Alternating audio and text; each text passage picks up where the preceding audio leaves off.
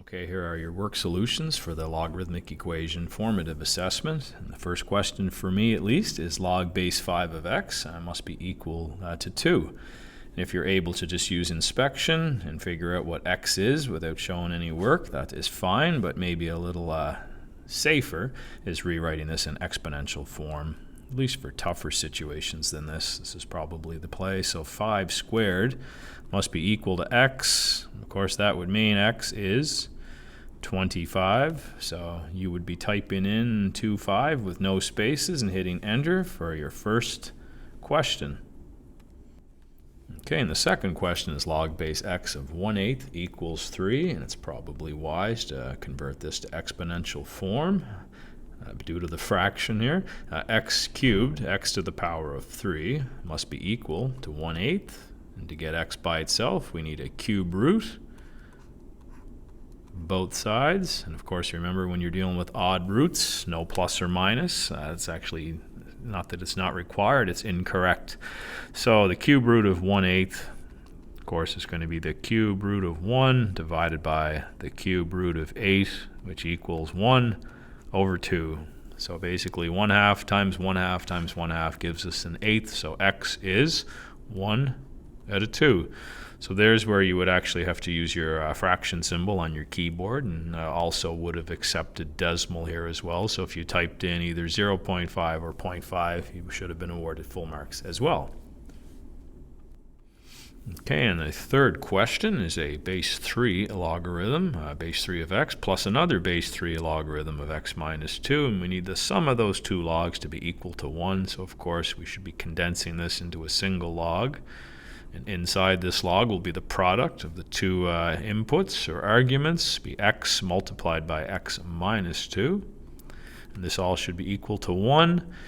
So now we have a single logarithm. We can now make the transition and write into exponential form, or this base raised to this number over here, which is the log, which is the exponent, must be equal to x times x minus 2. So we have 3 equals x squared minus 2x, and of course we have a quadratic, so it would be wise to get a 0 on one side. X squared minus 2x, subtract 3, and this is a factorable expression, so no quadratic formula required here. We need to factor this as x minus 3 and x minus 1. Oh, sorry, x plus 1, double check.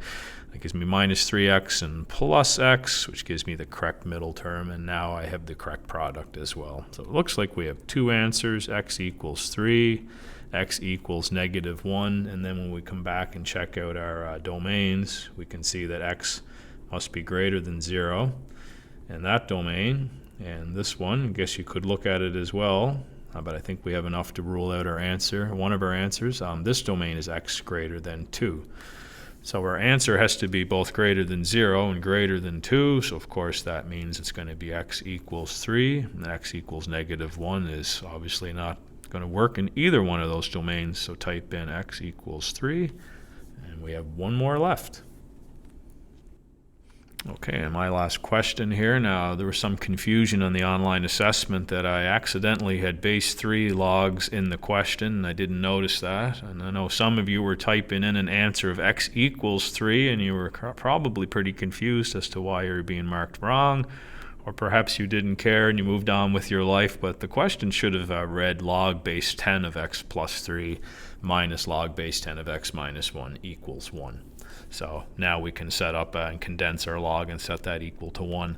So I did go through your submissions, and of course if you had typed in x equals 3, and I would have seen there would have been base 3 logs erroneously in the question, I would have gave you full marks and overrode your 0 out of 3. Anyway, so here with a base 10 log, two base 10 logs, we can set this up as a single base 10 log of the x plus 3 divided by the x minus 1, and of course what's after the subtraction is in your denominator,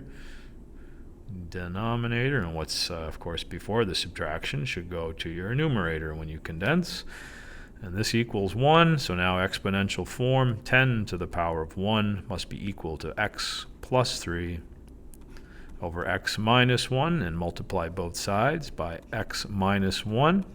And that will wipe out the denominator on the right-hand side. So now we just have to expand this out and collect like terms. So we'll subtract x from both sides. We'll get 9x, and we'll add 10 to both sides, and we'll get 9x equals 13. So x must be 13 divided by 9, which was in my answer key, which of course would only make sense when you have base 10 logarithms in the question.